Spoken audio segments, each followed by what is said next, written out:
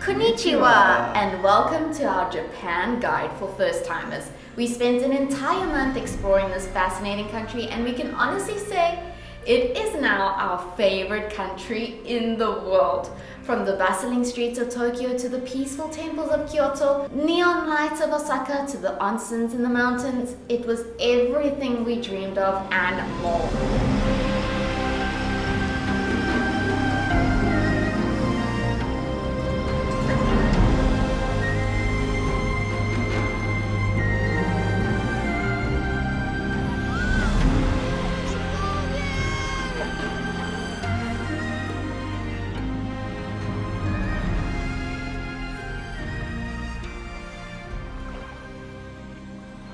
So if you're planning a trip to the land of sushi, sakura and samurai, or have always been curious about visiting Japan, then you've clicked on the right video. We're going to cover everything from entry requirements, currency, how to pay for things, daily budgets, where to stay, how to get around, what to do, what not to do, and safety. I'll also be talking about something that happened to me as a female that absolutely shocked me, so stay tuned for that. After hours of planning and deep diving into Japanese travel tips, this is the guide we wish we had before our trip, a one-stop shop. Let's kick things off with how to get to Japan. Japan is located here in East Asia and is made up of 4 main islands. There's Honshu, Hokkaido, Kyushu and Shikoku. Most international flights land in Tokyo either at Narita or Haneda Airport, although you'll also find direct flights to Osaka, Nagoya or Fukuoka depending on where you're coming from. If it's your first trip to Japan, then we recommend flying into either Tokyo or Osaka, which are great starting points. We flew from Cape Town, South Africa using Etihad Airways. Our return flight cost around 14,000 Rand per person. We always use Google Flights to compare routes and dates for the best deals. As for visas, Japan offers visa-free travel for many nationalities. With our UK and Irish passports, we got 90 days visa-free on arrival. The US, Canada, and most EU citizens get the same, but for countries like South Africa, you are required to apply for a visa in advance online on this website, and then you'll generally receive it within the week. Check the official Japanese immigration site to see what your country's eligibility is. Travel insurance is not legally required, but we never travel without it. Japan is incredibly safe, but medical costs can be very high and earthquakes and tsunamis are a real risk. Our go-to is SafeDoing. We've used them for years. They cover everything from natural disasters to missed flights, and you can sign up from the airport in under a minute and cancel anytime you want. So scan the QR code and check the link below to sign up.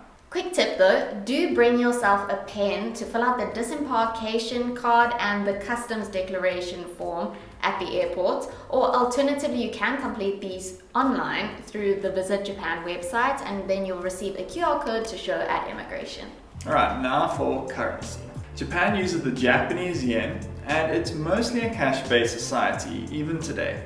So yes, you will need cash, although a lot of tourist sites do actually cater to card payments. When we were there in March-April, 1,000 yen was about $6.50 and a basic meal would cost around 800 to 1,500 yen, which is about $62 per person depending on the area. That's for nothing fancy, we're talking a basic conveyor belt sushi or a ramen restaurant. Delicious.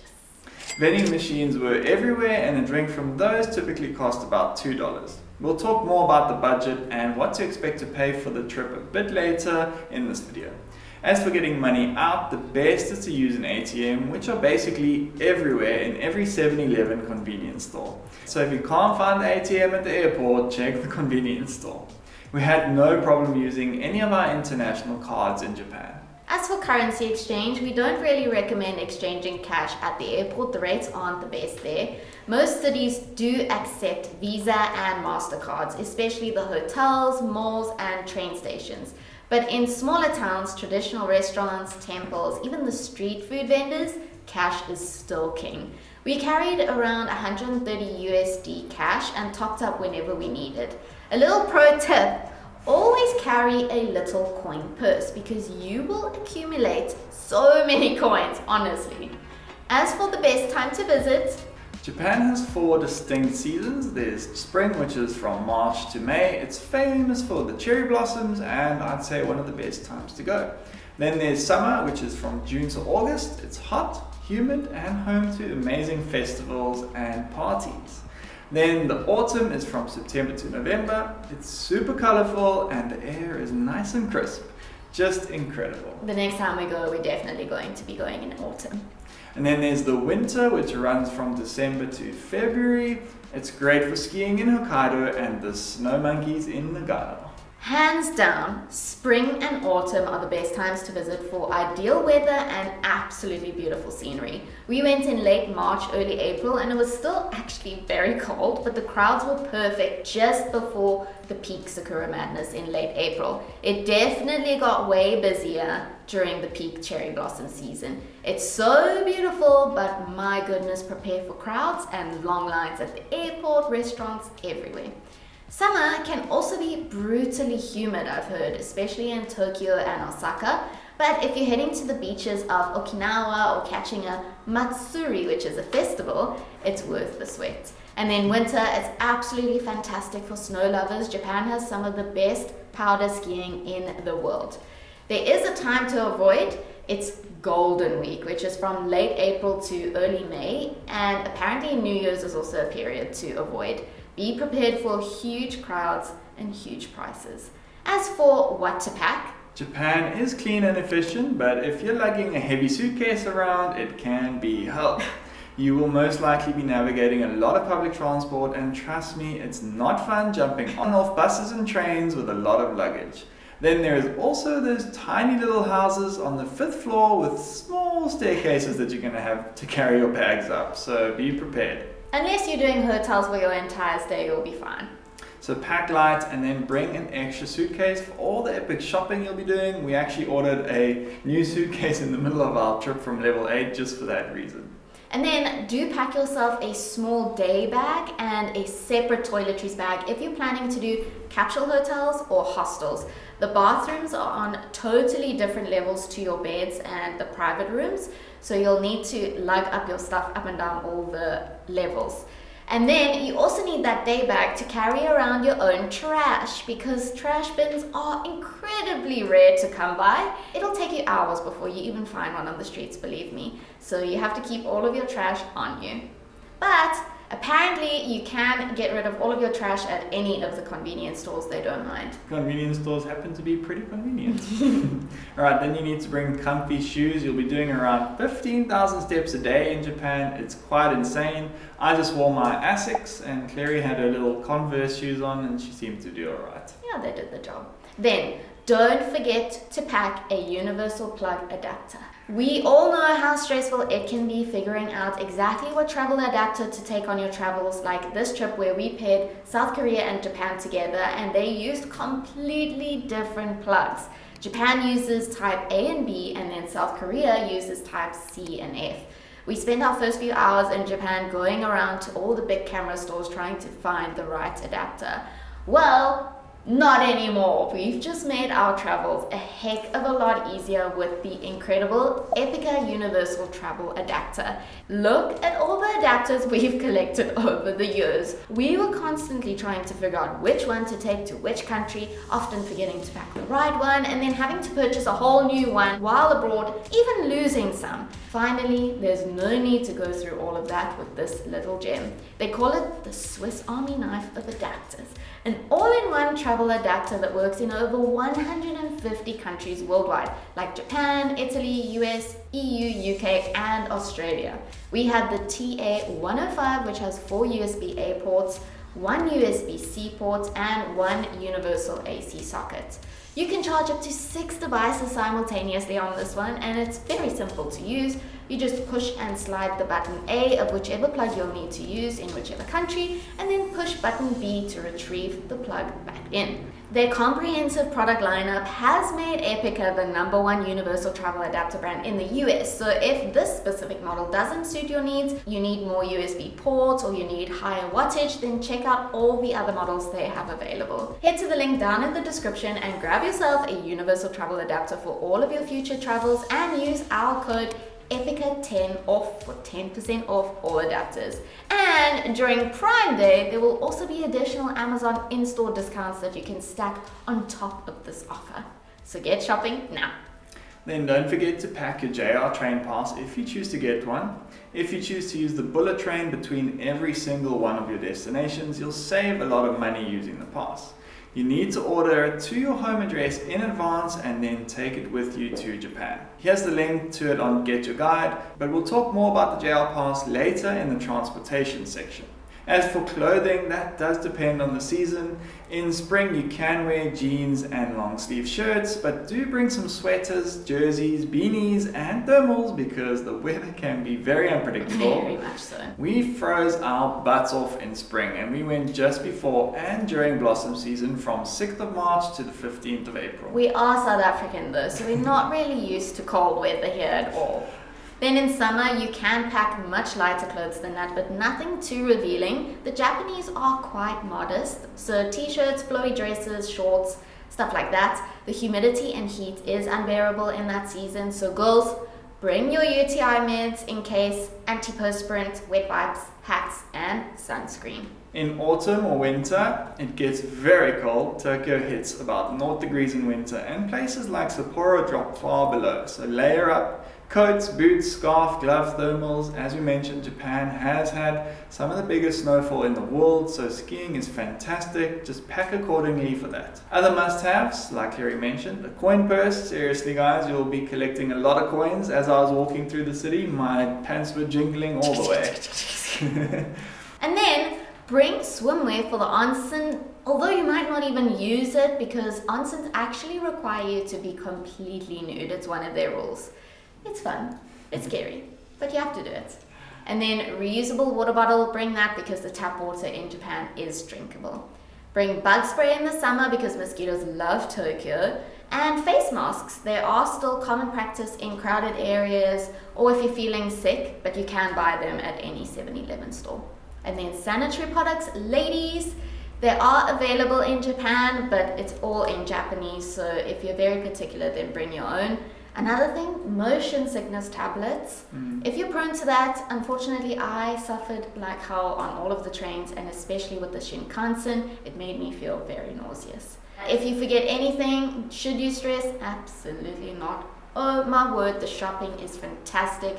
Especially in Tokyo, they have Uniqlo, GU, Zara's, H&M, everything, vintage shops, even the local drugstores are treasure troves. And our favorite store by far is Don Quixote. Love that shop, obsessed. And then if you go to the smaller towns, you will want to be a bit more prepared because the shopping is not as good in those. As for where to go, we'll have our full Japan itinerary video linked above for you, but here are our top spots. Tokyo, for the ultimate city of contrast, we loved our time there. The ramen shops in Shinjuku, the beautiful Sensoji Temple, Shibuya Crossing at night, the team labs, it was just mind-blowing. You can watch our 4-day guide to Tokyo linked above too, and we love doing the sushi thing as well. Oh my gosh, yes, that was a highlight for us. Sushi making class. We'll link all of those in our Get Your Guide wish list for you. Then Kyoto. Oh, my favorite, the cultural heart of Japan. You have to visit Fushima Inari's 1000 torii gates, Arashiyama Bamboo Grove, which we didn't actually get to see. Definitely experience a traditional tea ceremony and go to the tea houses. Oh my gosh, it was unbelievable.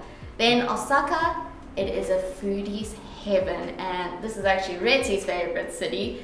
Dotonbori Street at night was insane. Make sure you try takoyaki and okonomiyaki.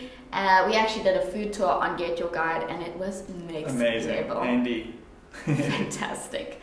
Nara, it's a quick day trip from either Kyoto or Osaka where the tame deer bow to you in exchange for treats.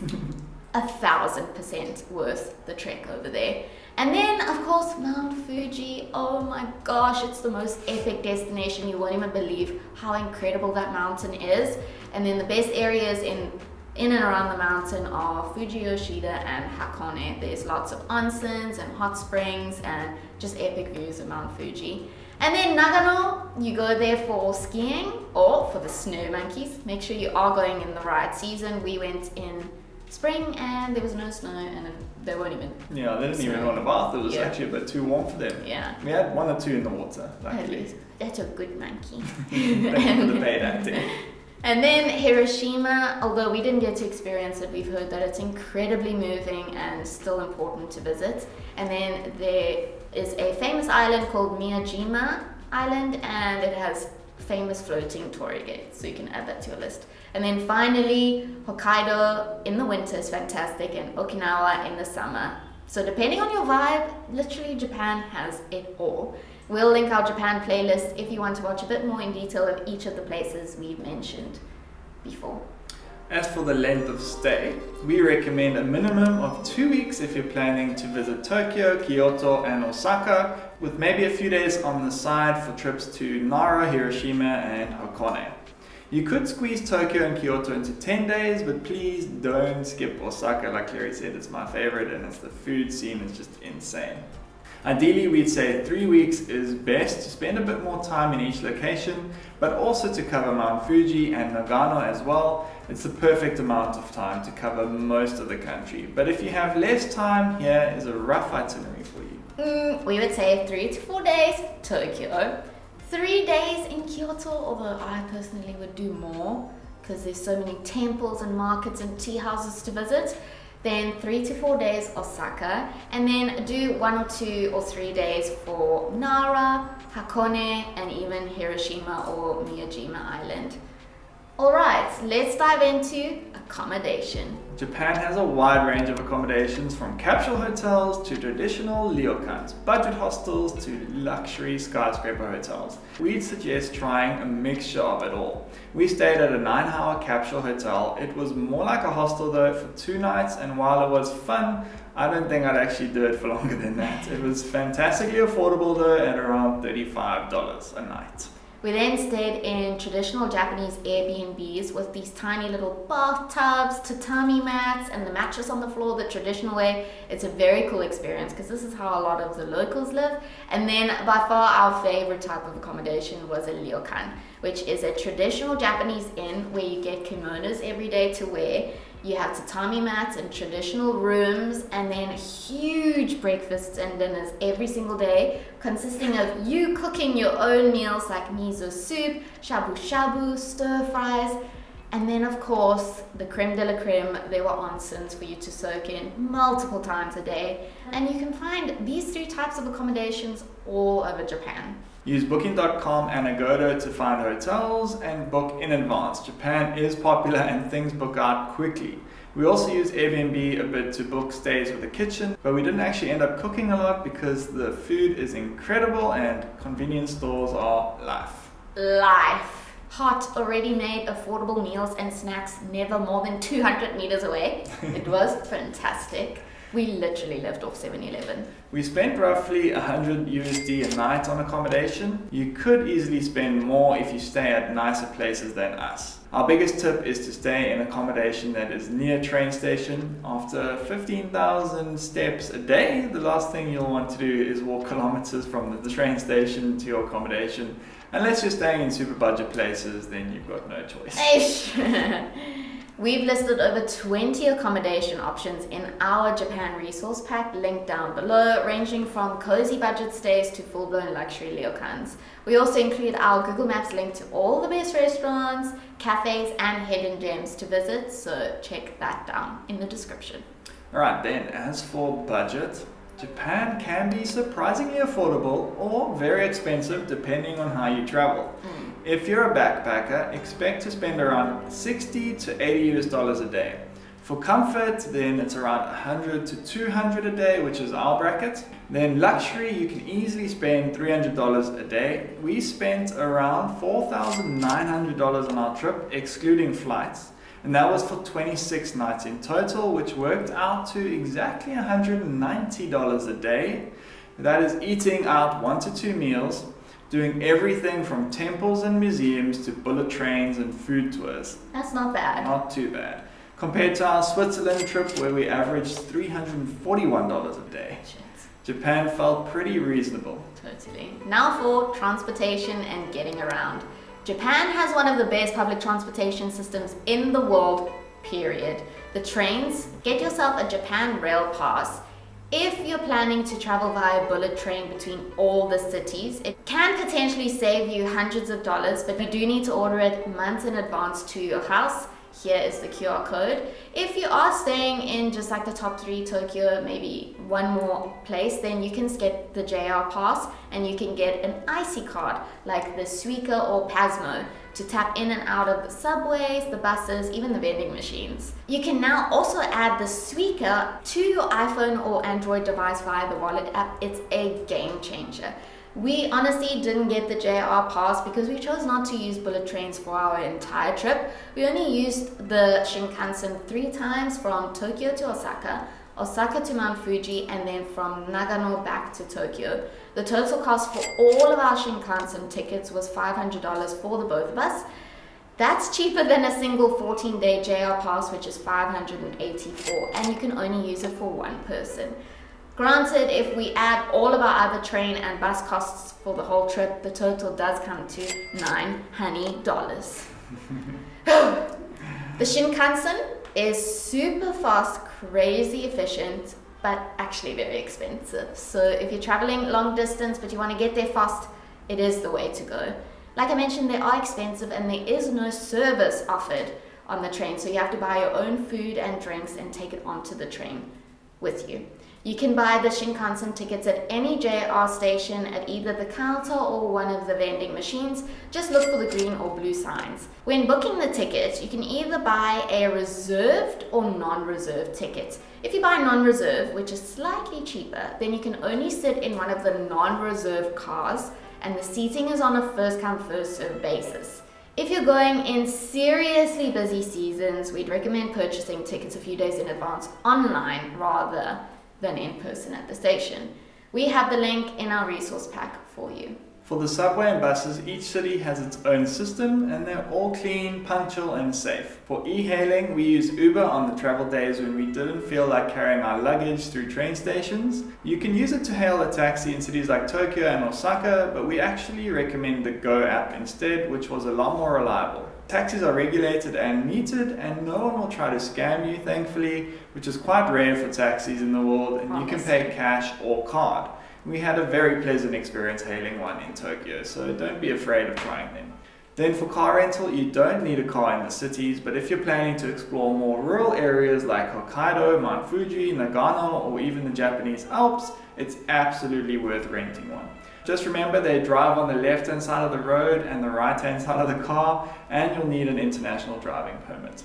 Ferries. For places like the Miyajima Island or Okinawa, you might find yourself on a ferry. They're safe and they're fun, and you can use 12 Go Asia to book those. We actually took an overnight ferry from Japan to South Korea that was literally 18 hours long, but there is a very fast one that takes a few hours. Then domestic flights, Japan's low-cost airlines like Peach, Jetstar and ANA are reliable and cheap. You can fly from Tokyo to Okinawa for around 150 USD one way. Alright, language and culture. Japanese is the official language, and while many people understand basic English, it's good to download Google Translate, especially with the camera feature for menus. Here are some basic phrases we got by with. Hello, which is konnichiwa. Thank you, which is arigatou gozaimasu. Arigatou gozaimasu. And you have to bow. Just saying arigatou is not good enough apparently. No, it's not. So don't forget the gozaimasu. And then how much is ikura desu ka? The culture is deeply respectful, orderly and quiet, so please be mindful of noise on public transport. Take off your shoes when you enter homes and always queue up even at the convenience stores. It's worth mentioning that the Japanese are so open to sharing their culture with you that they even allow you to dress in the traditional attire and kimono and visit the shrines and the temples, or anywhere really in kimono. You can rent it on Get Your Guide, or you'll see them everywhere, and it's absolutely a fantastic experience to embrace the Japanese culture so openly like that. It is not disrespectful. And then there's an onsen culture or etiquette that you need to abide by. there's a whole bunch of rules. I won't go through them now, but one of them is mainly you have to be nude, obviously. You shouldn't sweat, and you shouldn't have any tattoos. Yes. Yeah, and just be very mindful and respectful of everyone else in the onsen with you. So there are showers next to the onsen where you completely wash yourself before you get in. Ladies, you have to put your hair up in a towel and completely nude. They are very, very hot, but they're incredibly good for healing. Oh yeah, and if they say take off all your jewelry, do it. I left this silver bangle, which has now gone silver again, luckily, but it literally turned chrome from the onsen. That's how intense the minerals are in there. Very good for you. As for the tattoos, you can go to an onsen if it is a private onsen. So if you're in a hotel and they allow you to, that's okay. If you get your own ryokan room with a private onsen, you're allowed to go in with tattoos. There's a whole culture around it. It's absolutely fantastic. And we highly recommend you get nude with strangers. Lots of fun. Oh, and if you're wearing a backpack on the train, it is respectful to turn it around and wear it on your front so you don't bump people.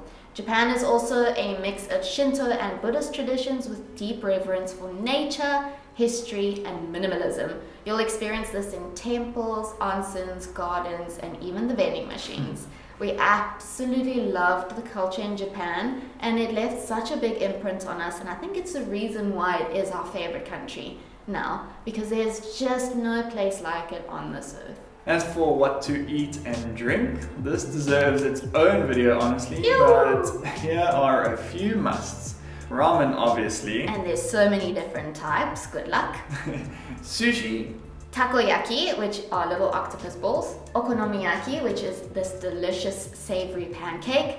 Soba and udon noodles. Yakitori, and then tonkotsu, curry rice. Yummy. Then convenience store food, guys, it is that good. 7-Eleven tuna mayo onigiri, it's elite. And so are the gyozas, they're fantastic.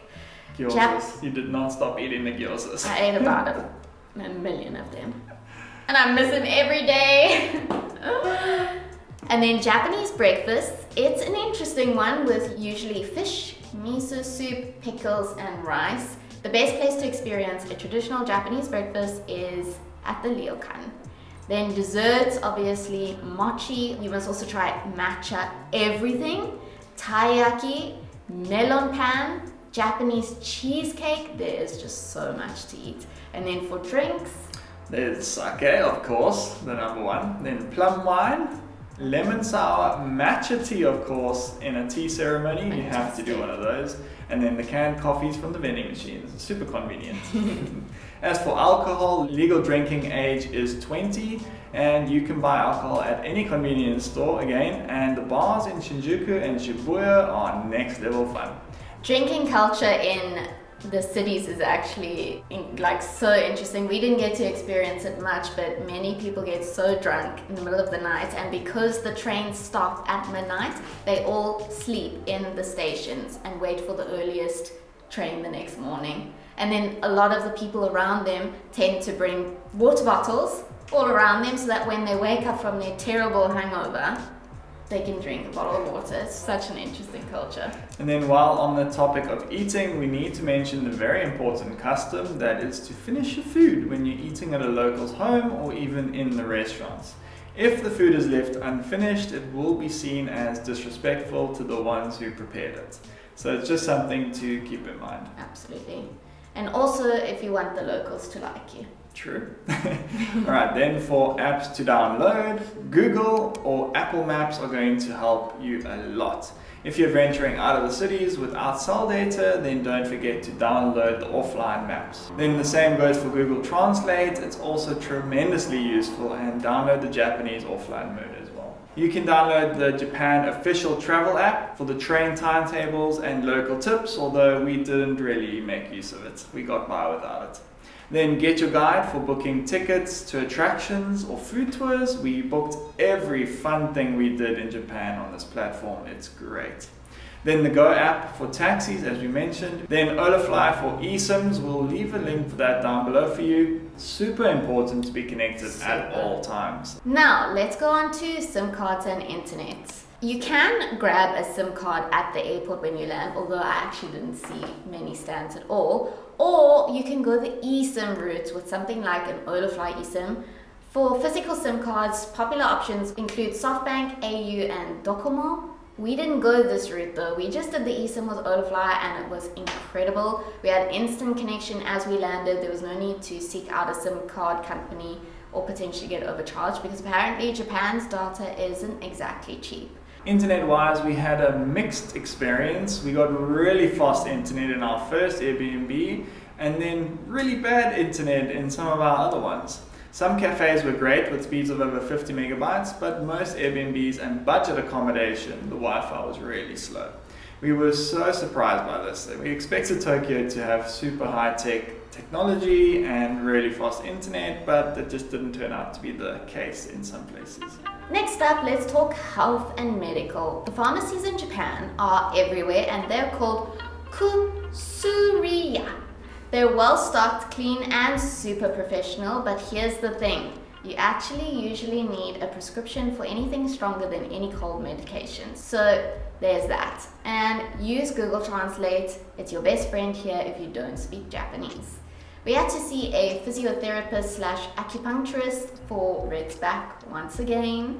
It was kind of expensive, but Japan does have amazing healthcare. You will want to have your travel insurance because private clinics and stuff like that really do add up. Then vaccination wise, we always keep our typhoid and hepatitis A and B shots updated just in case. They're not required for Japan, but they are recommended. Japan is super clean, but still better safe than sorry. And while rabies isn't really a major concern here, unlike a lot of places with a lot of stray animals, if you're heading into the rural areas or doing outdoor activities and adventures, it's something to ask your doctor about before you travel. As for healthy food, Japan is a dream. Fresh produce, clean ingredients, healthy convenience store meals, yes, really, and lots of fish, tofu, and vegetables. The quality is excellent. Fruit is weirdly expensive though. You'll see apples being sold individually for like $3.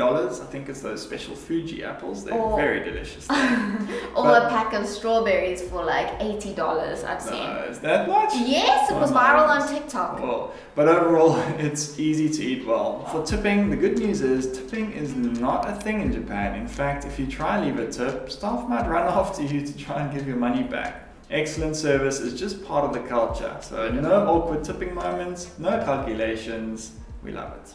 As for weather and natural disasters, Japan is definitely a bit of an interesting one, and we found ourselves a bit anxious thinking about natural disasters when we were there, to be honest. Earthquakes are the biggest concern. Japan sits on multiple tectonic plates, so tremors are part of life here. Most buildings, especially newer ones, are designed to handle them, but it is good to be prepared.